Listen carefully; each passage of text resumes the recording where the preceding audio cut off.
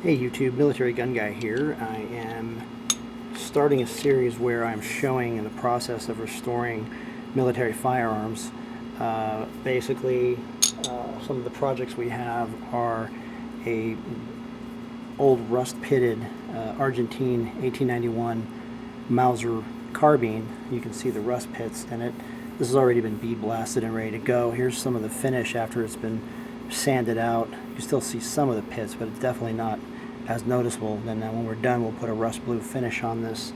What I'm trying to do is preserve the markings and remove the pitting or file down the pitting to where you're not really seeing as much of it once the final finish is applied.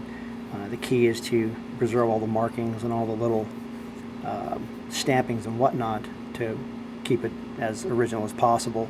I try to research the finishes as close as I can in order to make sure that I'm actually keeping to the traditional way that these weapons were finished. This is today is a Car 88 carbine. Is pretty bad shape. The wood was in bad shape.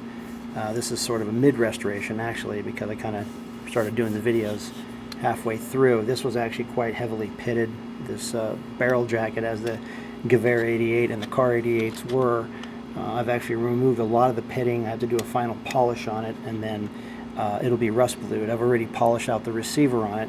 One of the issues with this is because this thing was sanded so badly before I got it, you can see where the butt plate kind of overlaps a little bit on the bottom. So what we're actually going to do is we're going to grind this little lip off right here, while preserving the contour to the bottom of the butt, and then we're going to fill in this hole here, and we are going to re-drill it so that it's nice and tight, and you have a nice tight finish for the butt plate to the actual butt of the rifle. And then we're going to polish this out while maintaining a lot of the markings, and then rust blue it along with the barrel jacket, the rear swivel, the front swivel, the front sight, sight guard protectors and whatnot.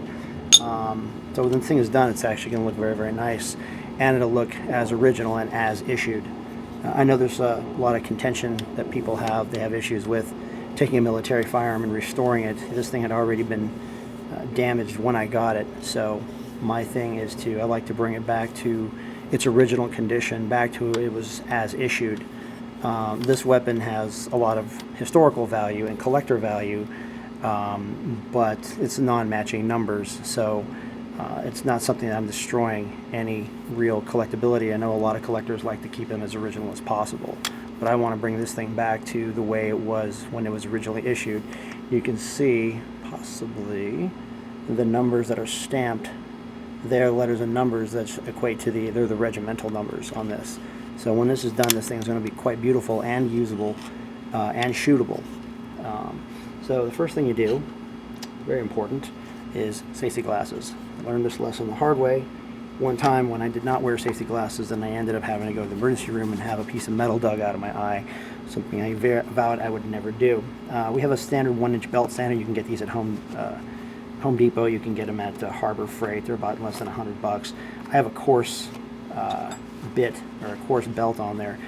You can see where I've actually marked the back of the butt plate to conform to where the actual wood stops. So what we're going to do is we're going to use a coarse, and then we're going to kind of do a rough shape on this, and we're going to keep testing it to the back of the butt plate to make sure that we're keeping the contours original. So you definitely want to wear gloves too. These things get really, really hot while you're grinding on them. So what you want to do is just take this, and you're just going to kind of rough shape it until the areas that you have marked in black are minimized. You can see where little by little it's going down. You just kind of want to do it nice and slow.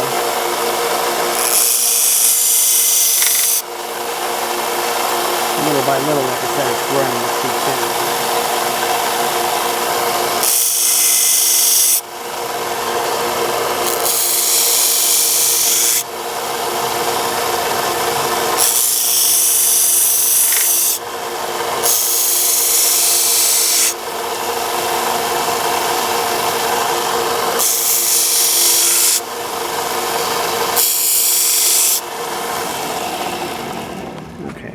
pretty good. What we're going to do is we're going to take this and we're going to put this on our butt plate, and then we're going to kind of see how close we are in terms of what needs to be still removed.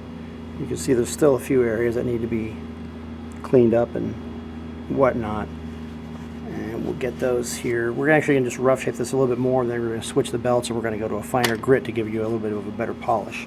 This is just used to do a kind of a fast cut on it.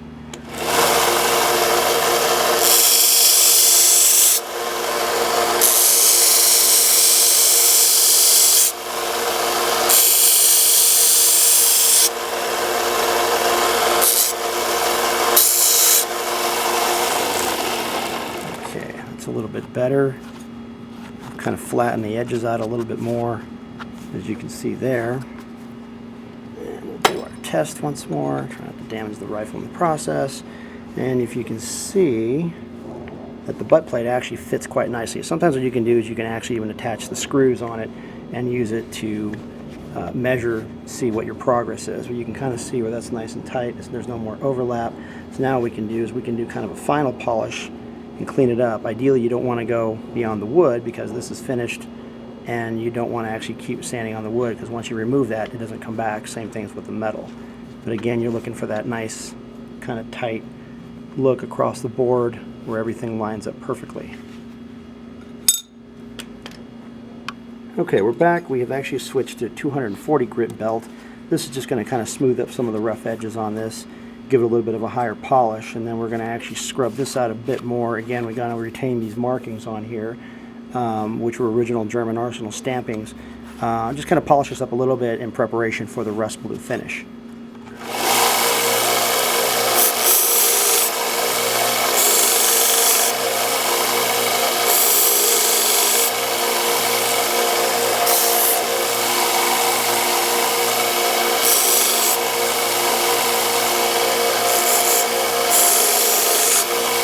Now if you notice, I'm actually keeping the unit in motion, or the part in motion, so that way it doesn't get any flat spots or anything on it, and just kind of a gradual twist, keeping the contours the same. And that preserves it really nice, puts a nice kind of a polished edge on it that we can polish up a little bit more, but actually gets the butt plate ready for final finishing and attachment to the rifle itself. Again, now you see it fits much better. It actually fits the contour of the sanded down butt plate. Shut that fucking thing up. And then, like I said, once we're done, we'll actually epoxy that hole. We'll re-drill it for the screw, and it'll be a nice tight fit, almost looking like the way it was as issued from the factory. Probably might fire blue the screws on these, and then just do a nice rust blue finish on the actual butt plate. It's not too bad a shape. It just kind of needs a little bit of light sanding just to get some of these surface imperfections out, but not enough to remove any of the markings themselves.